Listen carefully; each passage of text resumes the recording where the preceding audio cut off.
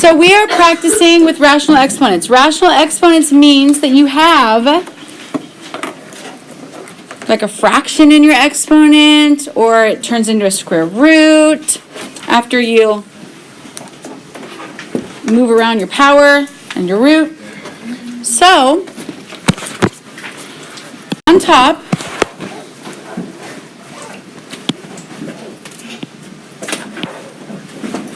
there's this. And these are just the ones that I recommend that you memorize because you'll see them often. So, it's a good idea. Okay? All right. So let's start doing some of these.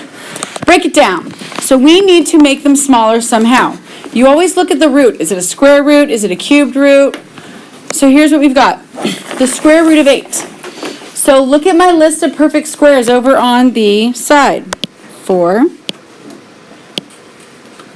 9, 16, I don't know what that is. Wow. 25, 36. Then, I mean, really, you don't use too many more, but 100 is one of them. So does 8. Do any of those perfect squares go into 8?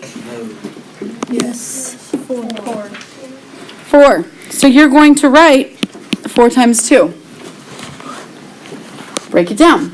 What can come out? Square root of 4, square root of 2. So the 4 comes out as a 2, and then there's still a square root of 2 in there.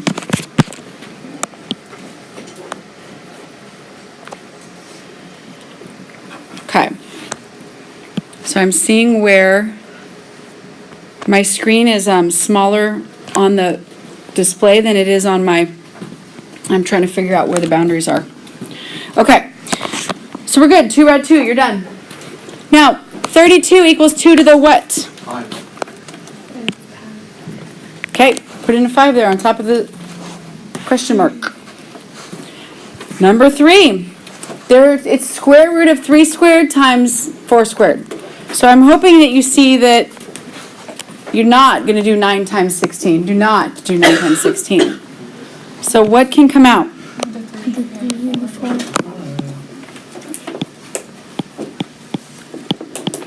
And there we've got 12. Because the square root of 3 squared, those 2's cancel. They're opposites of each other, and 2 is all that's left. Not inside the square root either, just out. Okay? Number 4. So, third root of 8 times 8. Do not make 64 because I kind of want you to practice something else. So please don't make it into 64. What can I do to get some third roots in there? New volunteers. Ready? I don't know if you have. Go ahead. 2 cubed times 2 cubed. Cool. So now these 3's are going to cancel and a 2 comes out. Those 3's, opposites of each other, a 2 comes out. 4.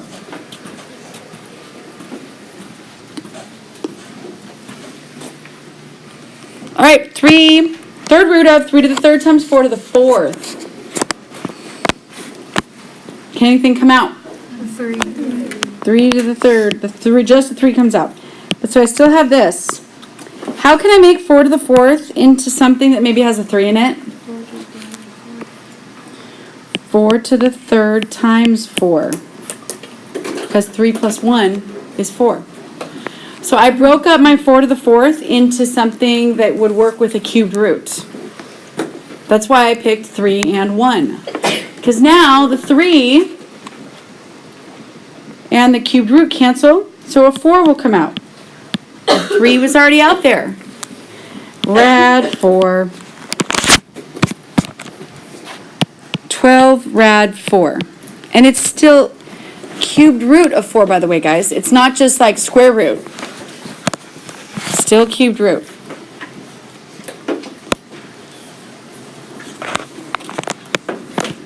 Questions so far? Okay, number 6. What can I do? The Y can come out. The y could come out because that's the square. What about 16? That becomes a 4, you're right. 4y. Your answer is 4y.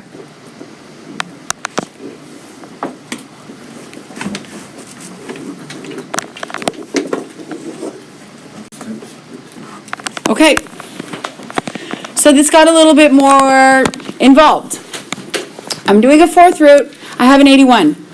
Is there a 4th root that makes 81? Is there any number that's like 4th root 81? 9. No. 3. So, 3 to the 4th equals 81. You're right. So, 81, 3 to the 4th. What can I do to my x to the 5th to make it have a 4 in it somewhere? Just tell me the two numbers that I need to make. A 4 and a 1, right? X to the 4th, x to the 1st. So then, what about my y to the 6th? What can I do to my y to make it have a 4 in it? Okay, y to the 4, y squared. Okay. So now take out anything that has an exponent of 4 in it. The 3 has an exponent of 4 in it. The x to the 4th has an exponent of 4 to it. The y to the 4th has an exponent of 4 to it. What is still in there all by itself? And you're done. Oh, we need to put our 4. We cannot forget the root. It is the 4th root. Because if you forget to write it, it all of a sudden becomes a square root, and that's not. And then you can cancel out the y. Okay, number 8. Do it on your own. Expand it out like I did. Take out what you can. 7 comes out. M comes out. Awesome. What should I do with that end of the 4th? N squared, and then the n's come out as just an n to the 1. N to the 1. Grand total answer, n squared. Okay, on number 9, the root is smaller. How do I make a 9 have something with a 7 in it? 7 and 2.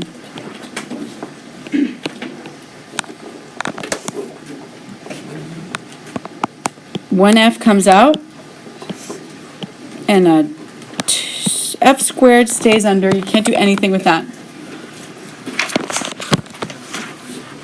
Okay, so that's all of the problems. So now up here, you've got your first set of problems for classwork/homework. It's all in one. It's just this back side. So let's do some of those. 9x squared. What can I do with the 9? Change it to a 3. What can I do to the x squared? Bring it out. It's just an x. Is that easy for you or is that hard for you? Okay, or medium. Okay. Let's go to E. Negative 49. Okay, you have to just leave the negative out there.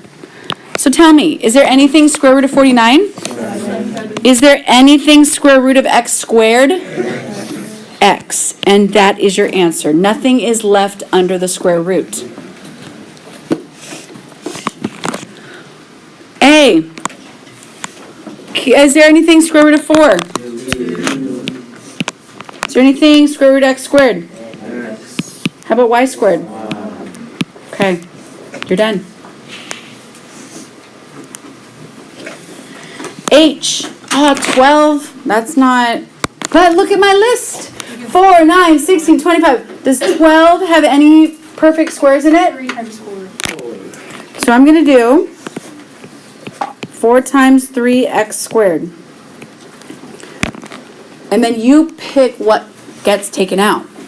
So whatever is like a square root, you take it out. What can you take out? 4. The 4 comes out as a, 2. the x squared comes out as a, just x. And then what's left inside? So 2x rad 3. How about O? 45. What can 45 do? Oh, there's a negative sign still out there. Can't forget about the negative. And then the x squared. Okay, so I can take out a couple things. I can take out, oh, keep the negative in front. The 9 comes out as a 3. What else comes out? X squared comes out as a, and there's a 5 still under because 5 does nothing.